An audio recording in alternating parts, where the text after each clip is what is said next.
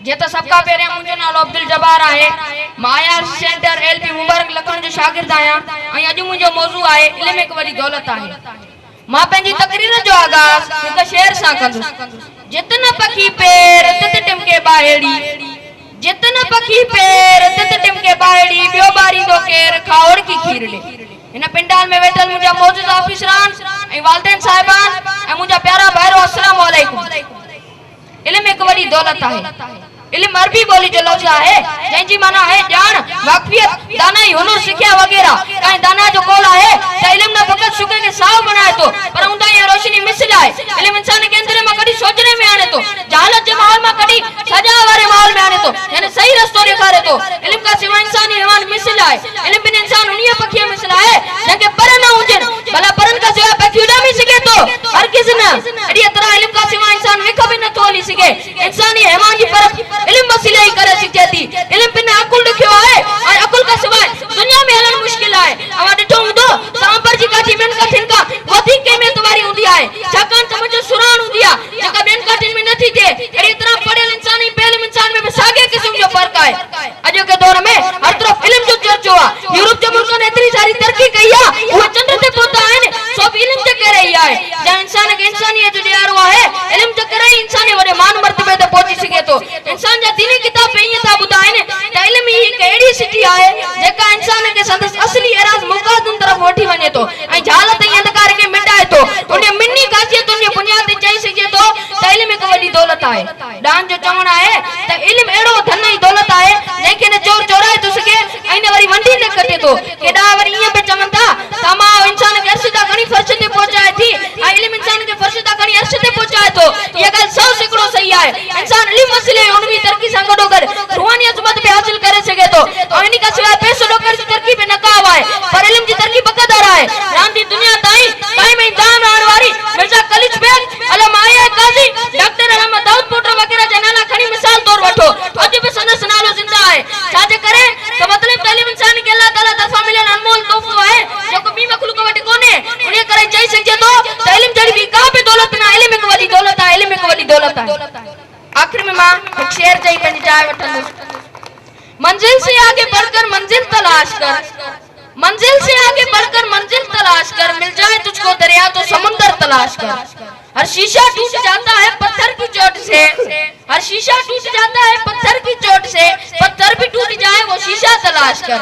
सजदों से तेरा क्या हुआ सदियां गुजर गई, सजदों से तेरा क्या हुआ सदियां गुजर गई, दुनिया तेरी बदल दे वो सजदा तलाश कर।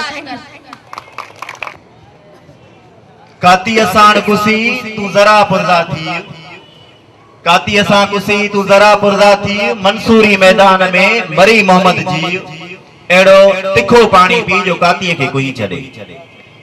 हिन लमे आओ एक 20 पी जलाए सागे ही आया सी विलेज मोहम्मद मुबारक लखन जे शागिर्द मोहम्मद उमर बुलो के गुजारिश कंदुस ए एक बेरो बियर वरी चंदुस ता जी क्लैपिंग यानी ताड़ी जी गूंज में। बिस्मिल्लाहिर्रहमानिर्रहीम।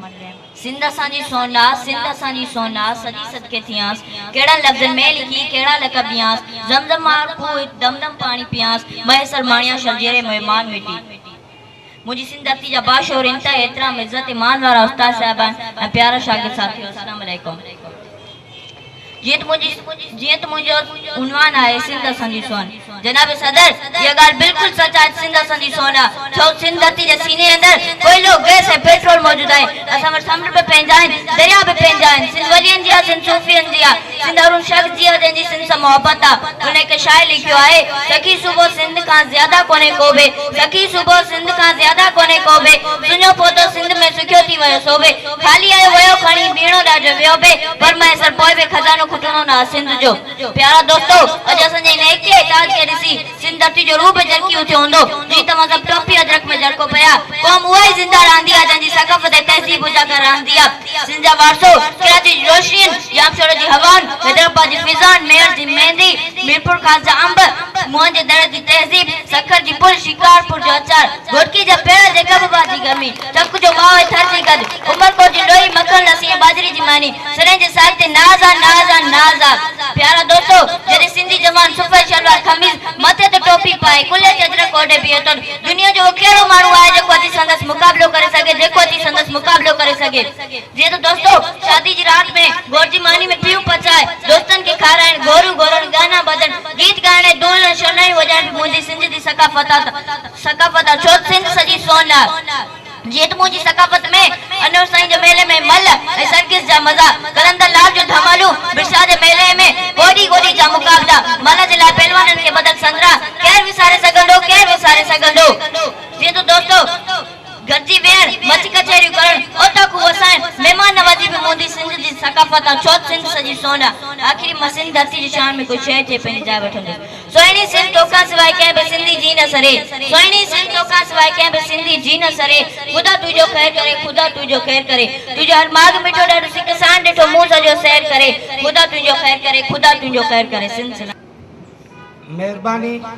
पहिरियों नंबर त मां जेको लोहे थाइबान फेस्टोल यूथ जा जेके यूथ जा साथी ने जंहिंमें साईं आसिफ अली मलिक साहबा इशफाक अहमद घोटो ऐं ज़फ़र ओगाई यूसुफ मगी ऐं उन खां अलावा जेके ॿिया सभु जंहिंजा नाला रहिजी विया हुजनि उन्हनि खे बि उन्हनि जी महिरबानी जंहिं अॼु हेॾो हिकु सुठो प्रोग्राम कोठायो।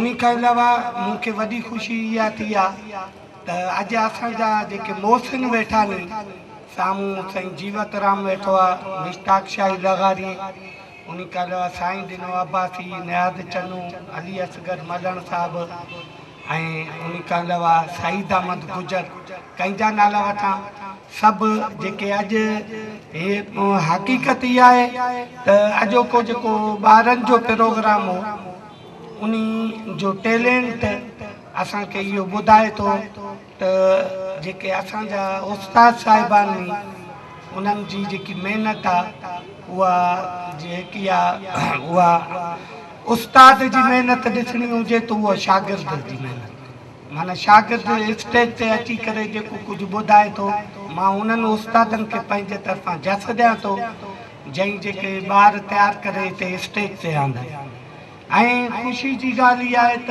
घोटकी में माना घोटकी जे इन जेको सरकारी बाग़ आहे जिते असां पलियाऊं निपटियाऊं पलियाऊं ऐं उते अॼु जेकॾहिं हिकु फेस्टोल कोठायो आहे ॾाढी ख़ुशी थी आहे। ऐं वॾी ॻाल्हि इहा आहे त एज़ाज़ इहो त ॿारनि जो प्रोग्राम हुयो ऐं उन में साईं आसिफ साहिब जो अची मथे वे ॿारनि जो प्रोग्राम आहे ऐं इन खां वधीक ॿियो कहिड़ो एज़ाज़ जेको ॿारनि जो प्रोग्राम हुजे ऐं ॿारनि जे प्रोग्राम में माना घुराइण इहो वॾो एज़ाज़ आहे।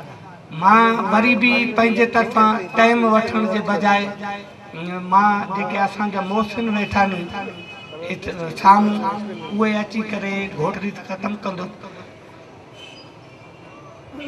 कंवल पाड़ूं पाताल में भंवर भरे आकाश कंवल पाड़ूं पाताल में भंवर भरे आकाश बिनी संदी गालड़ी राधिका दी रात तई इश्क के शाबाश जय मोहती में।